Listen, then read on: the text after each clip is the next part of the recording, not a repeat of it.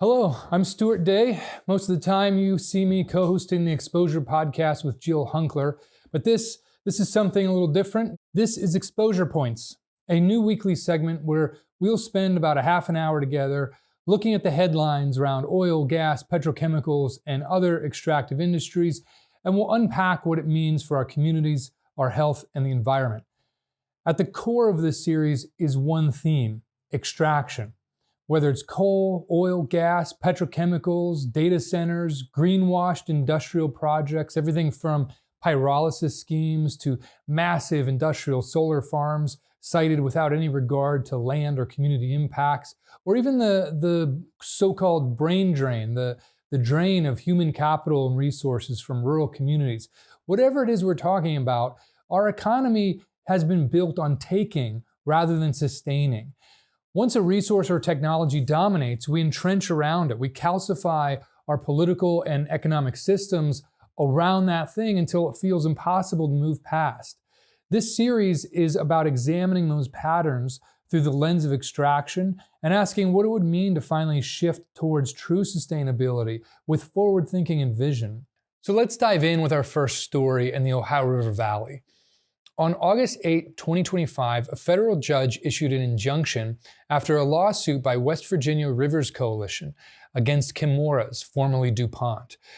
The court found Chemours was still violating its water permits and ordered the company to immediately halt unlawful discharges into the Ohio River.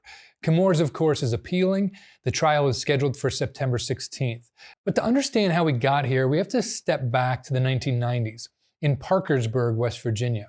A cattle farmer named Wilbur Tennant saw his herd dying in gruesome and dramatic ways.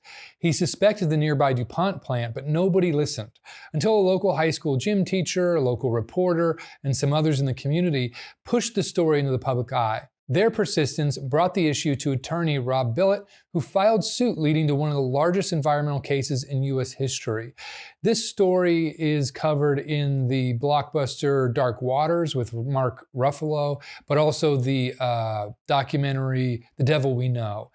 So if you want to know more about that story, check those two films out. So where does Chemours come in? In the early 2000s, DuPont spun off its performance chemicals division, burdened by PFAS liability, into a brand new company called Chemours. In my opinion, this was a way for DuPont to offload its riskiest liability-heavy assets and distance the main brand from decades of contamination. The chemical in question was C8, or PFOA, used by DuPont to make Teflon, among other things. For decades, this chemical and its byproducts were being released into the air, water, and land around Parkersburg. By the early 2000s, tens of thousands of people had been exposed through their drinking water.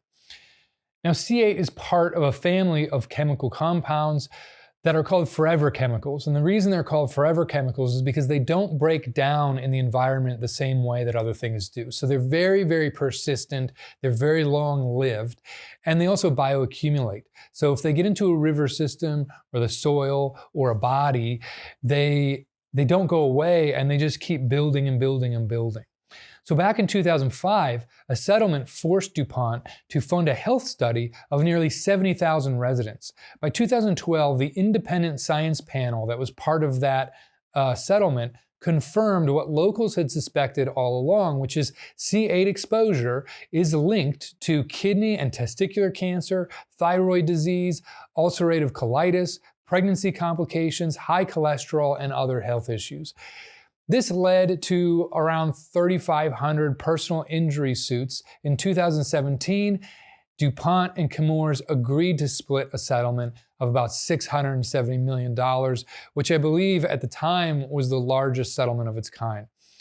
From what I've read and the conversations I've had with locals, what this case revealed was that DuPont had knowingly been dumping large quantities of PFAS compounds and byproducts, chemicals that they knew were harmful to human health, into and around the community for over 50 years. Because it was settled, regulation didn't immediately follow, and the company was not forced to fundamentally change its behavior. Production continued, with only limited regulatory steps coming years later. DuPont eventually mostly phased out the use of C8, but it replaced it with other chemicals, one of them called Gen X, and some other shorter chain PFAS compounds. These substitutes were marketed as safer alternatives, but research is showing that they share many of the same problems. They persist in the environment, they can accumulate in the body, and they carry similar health concerns. In other words, the chemicals were rebranded, but there's a big question as to whether or not they were substantively improved. And that brings us back to today, where we are now seeing publicly what many already suspected. Court filings show tens of thousands of pounds of PFAS continue to be released across multiple years over the legal limits. And this lawsuit by West Virginia Rivers Coalition is not isolated either. Just earlier last month, DuPont, Chemours, and Corteva, another chemical company, settled another lawsuit for nearly $2 billion in the New Jersey area over the same family of chemicals. So what's next? Right now, the injunction issued by U.S. District Judge Joseph Goodwin is in place. This forces Chemours to bring their discharge into compliance with the regulations. And I'll quote, "This case is simple and all too familiar. For years, defendant Chemours Company has discharged pollutants in the Ohio River. The level of discharge far exceeds the legal limits that bind Chemours," Goodwin wrote in his opinion. Chemours is appealing, and all eyes are on the September 16th trial date. Now, importantly, the injunction, like I said, doesn't shut the plant down. It only forces Chemours to comply with its existing discharge limits until a long-term solution is reached with the EPA or the plaintiffs. And even as this case plays out, Chemours has been granted a permit to expand operations at the Washington Works facility outside of Parkersburg. To me, this highlights an enormous problem. A company found to be in violation over several years of environmental law and its permits is still being allowed to get additional permits to grow its operation. It just raises serious concerns about enforcement priorities and just the teeth or lack thereof of our regulatory system. The upcoming trial will determine penalties, compliance measures, and whether regulatory agencies will finally impose lasting limits that have actual teeth in them, or if we will just kind of see more of the same. So a lot of things come to my mind about this story. I guess first and foremost, a lot of people, even in that local community, they think that the settlement back in the early 2000s against DuPont and Chemours was like the end of the story. A lot of people have this belief like, oh, it stopped there. But what a lot of locals have told me, and people who really are keyed into this issue, is that it never really stopped. It's continues to be an ongoing, persistent problem with some improvements, but still a very serious problem with serious concern. And this lawsuit and everything kind of just confirms that that's true. The other thing it brings to mind is just the whole permitting process.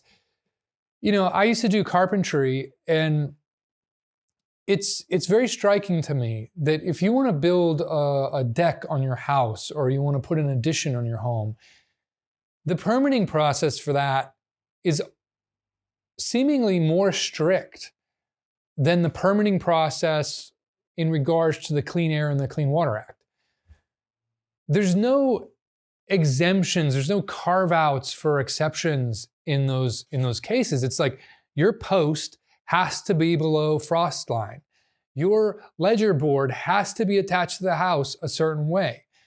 Your spans of joists and beams have to be within certain parameters.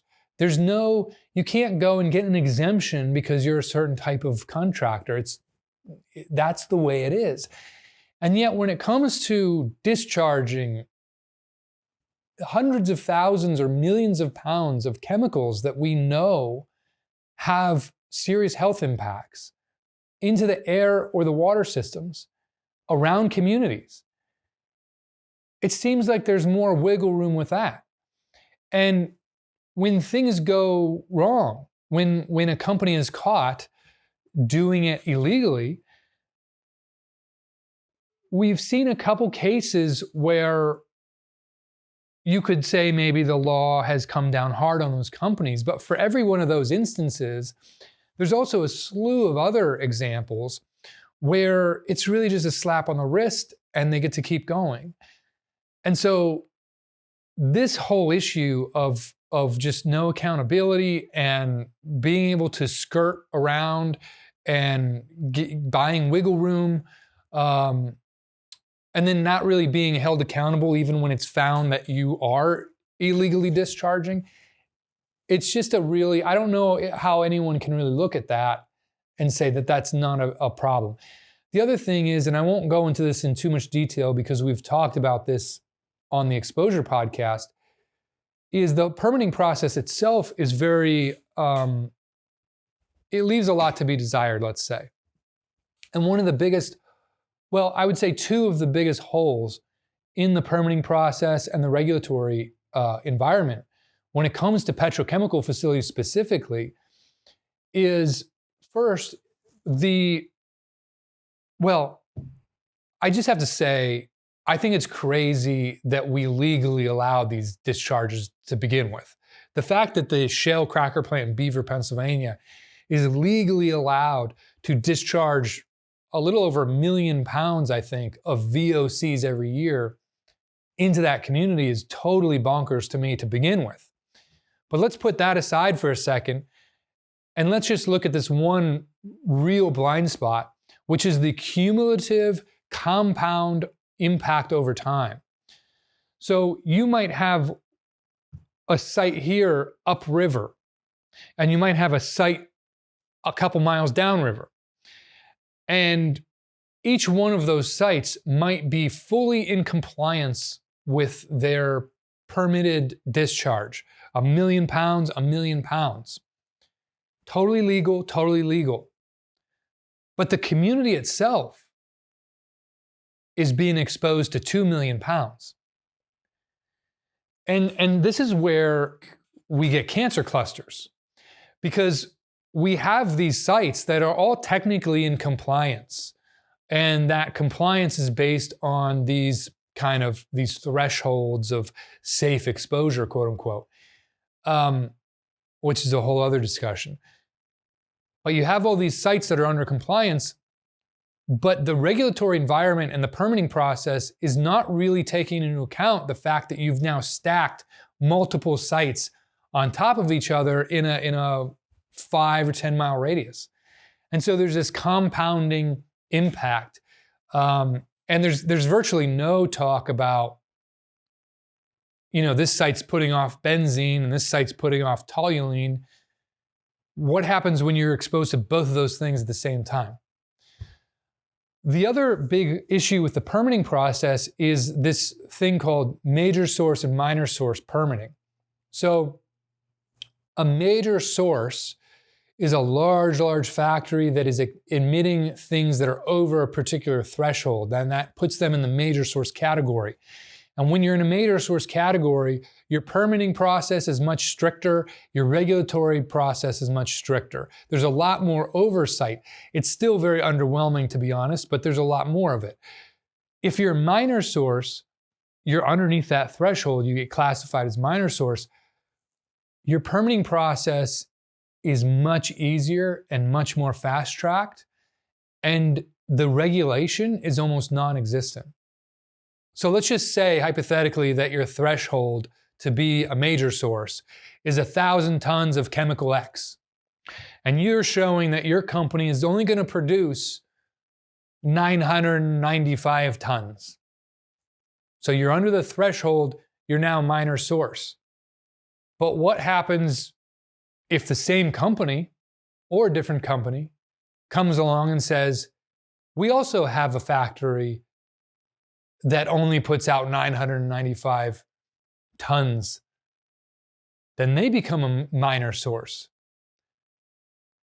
Put them together, though, and you have well over the threshold of a major source in terms of tonnage of VOC emissions. And so that's a huge blind spot in the permitting process that really should be dealt with. So we'll see what happens with Chemours. Time will tell. We'll watch the lawsuit and we'll give you updates as it goes on. I was actually just down in Parkersburg, West Virginia 2 days ago and saw the plant. And it's pretty wild, And I go down there for this work every once in a while, Parkersburg, Charleston, West Virginia. And it's amazing, going from kind of like my relatively clean country air here down to there. It's really wild. Every time I go there, I smell something that I've never smelled before. And it typically burns my throat. I got really bad heartburn and a headache from the few hours that I was down there a couple days ago. And I just can't imagine living in a community like that, to be honest. It's just crazy. But let's move on to PA House Bill 502. On paper, PA House Bill 502 creates a new state board within DEP to handle siting decisions of energy projects exceeding 25 megawatts. Supporters of this bill frame it as a way to create more consistency, cut red tape, and accelerate large-scale renewable projects. They argue that without faster build-out of particularly industrial solar, the incoming surge of energy-hungry data centers will drive a major expansion of natural gas generation, which, in my opinion, is probably mostly true. But it's worth noting that Governor Shapiro, a Democrat, and his administration is actively pursuing the luring in of data centers, and HB 502 is also being sponsored by exclusively Democrats.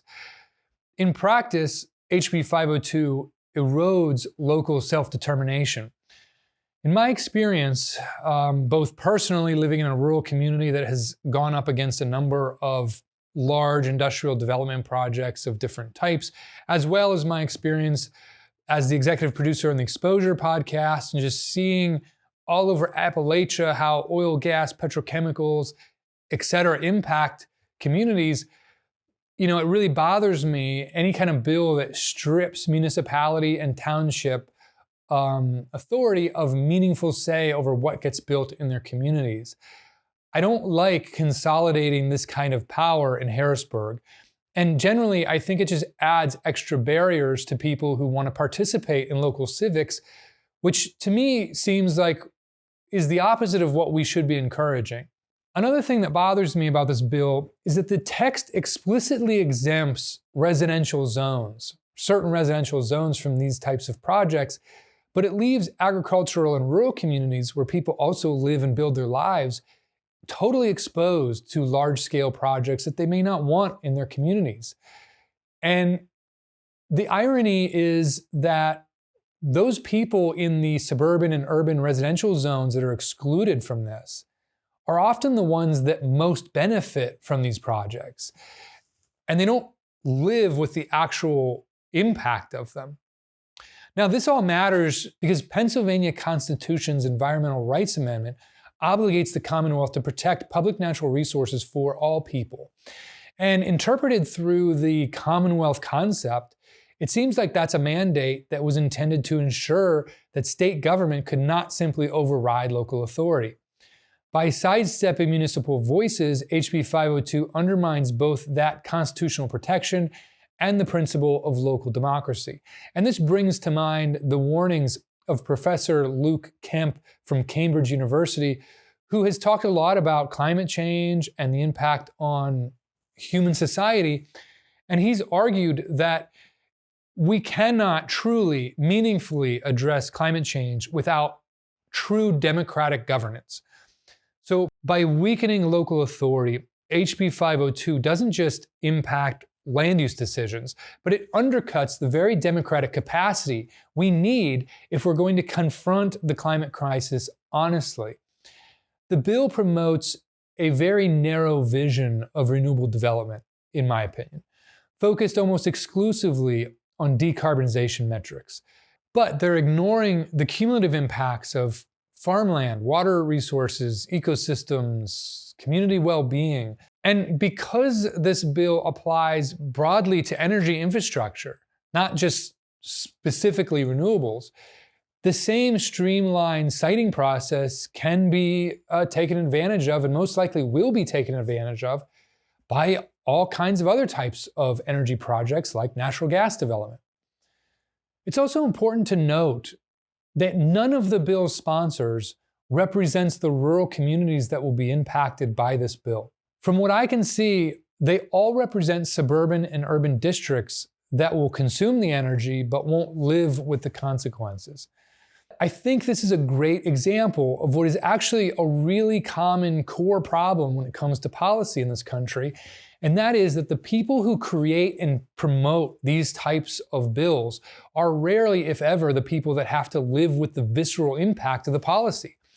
And if you're on the side of environmentalism and you're desperate to do something about climate change, you have to do it in a way that is respectful and careful about the human lives and communities you are potentially disrupting. One of the core philosophies of modern environmentalism is environmental justice.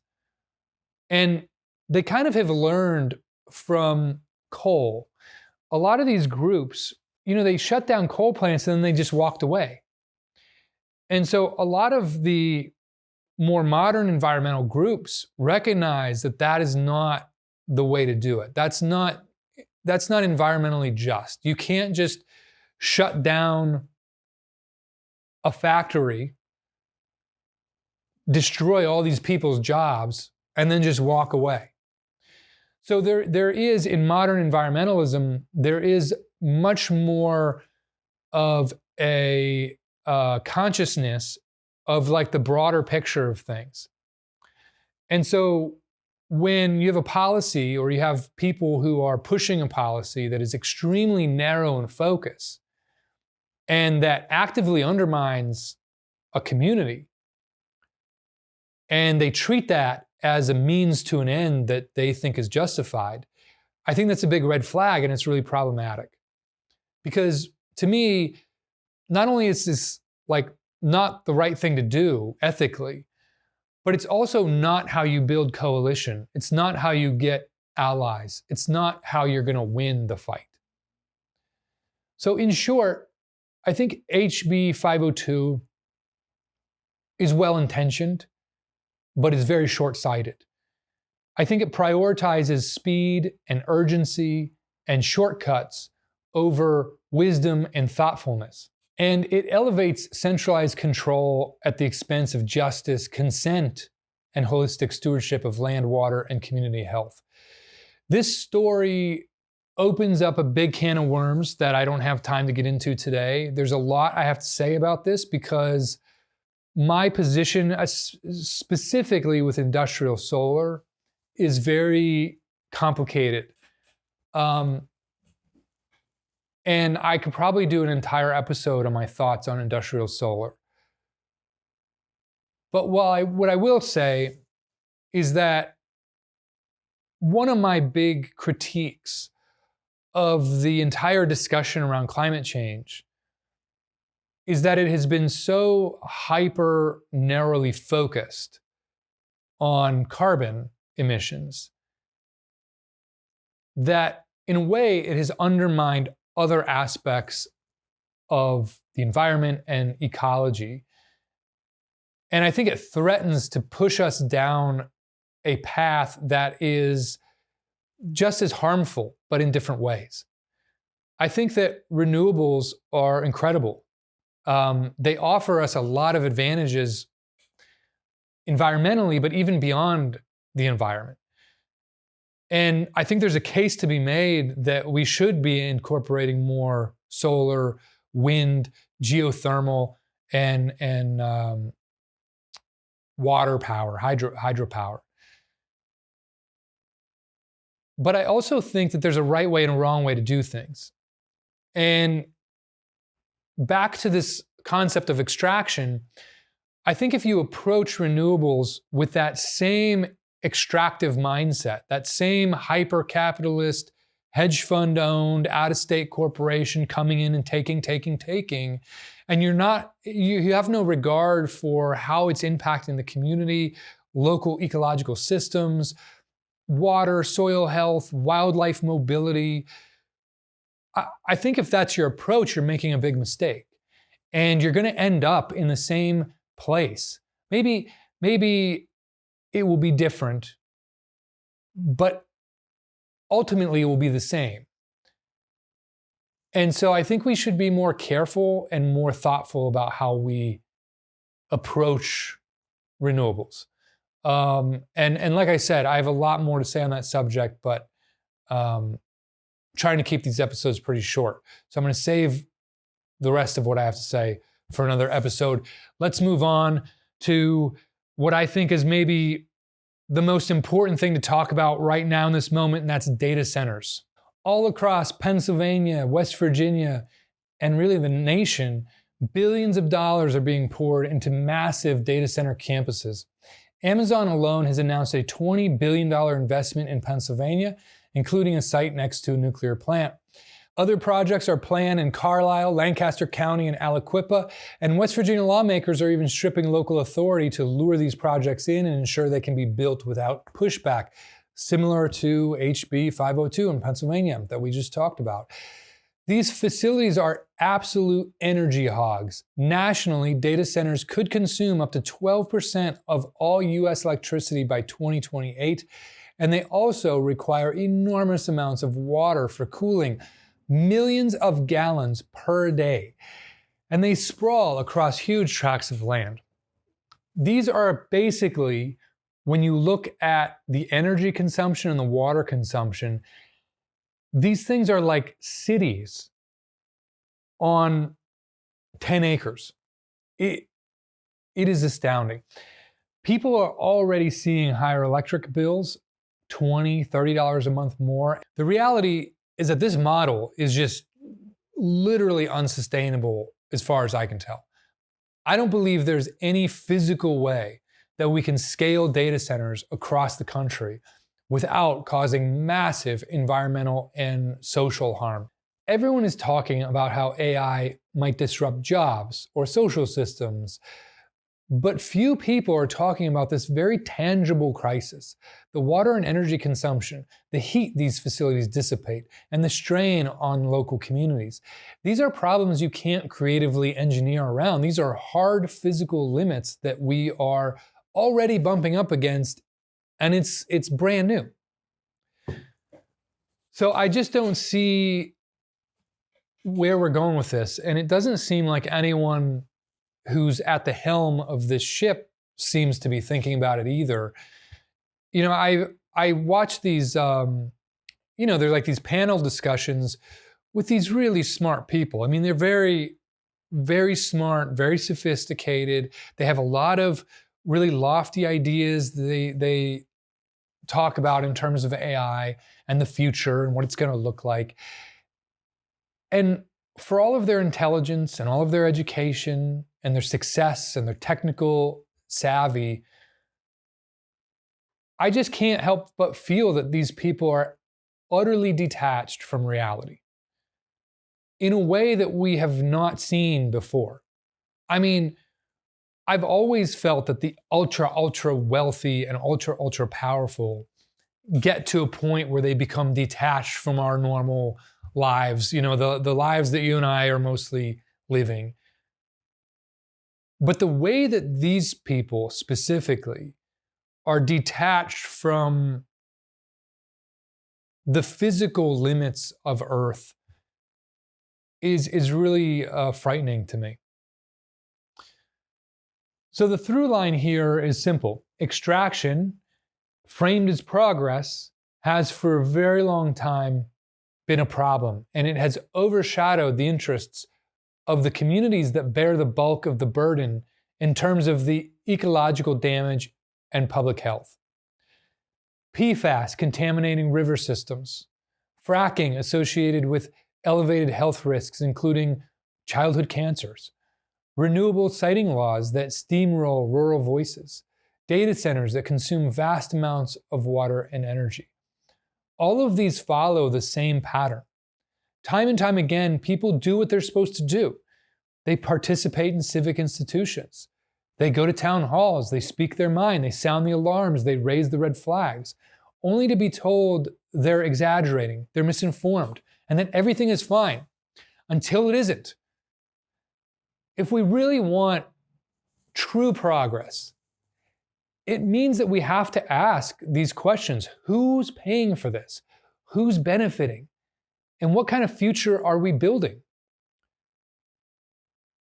In my opinion, and I don't believe I'm alone in this, we cannot continue to destroy communities, make people sick, run people out of their homes, ruin the environment for short-term gains of a select few of us and call that progress. I want to leave you with one last thought that I keep coming back to. And it's not necessarily related to everything we talked about in this episode, but I think that this point is important. Over the last 100 years, if you look at all the fights that environmentalists, quote unquote, as a whole, have taken on, an undeniable pattern begins to emerge. A fact that society has almost entirely ignored. And that is that they have been right virtually every single time. They were right about protecting old growth forests and the canopy ecosystems that sustain life there, and how important old growth forests are for so many different reasons. They were right about mycelium networks in the soils and forests, and science is only now beginning to appreciate that. They were right about industrial agriculture and pesticides, about PFAS, about volatile organic compounds coming from petrochemical plants.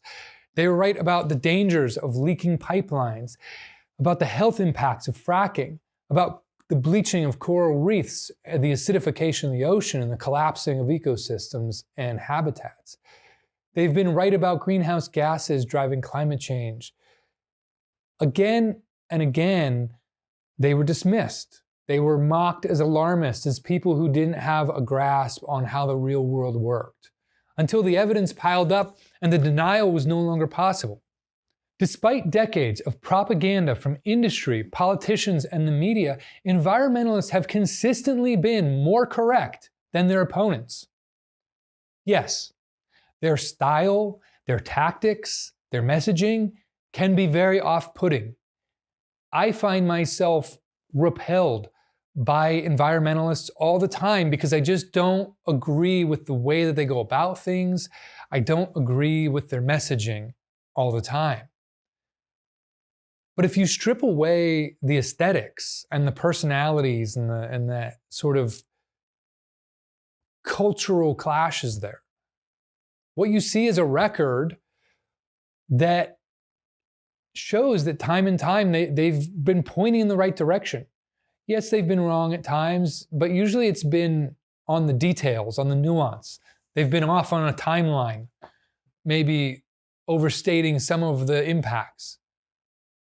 But they've always been pointing in the right direction. They've always been on the right side of history when it comes to the broad strokes. And I really think it's long past time that we as a society start taking that seriously. We need to start listening more carefully to what environmentalists are warning us about. As we think about the crisis and the choices ahead, we've got to learn from that. Progress shouldn't be about steamrolling communities. It shouldn't be about ignoring the people who are raising the alarms. It should be about listening carefully and choosing a path that sustains rather than extracts. Thanks for being with me here today on our first episode of Exposure Points. I'm Stuart Day. Till next time.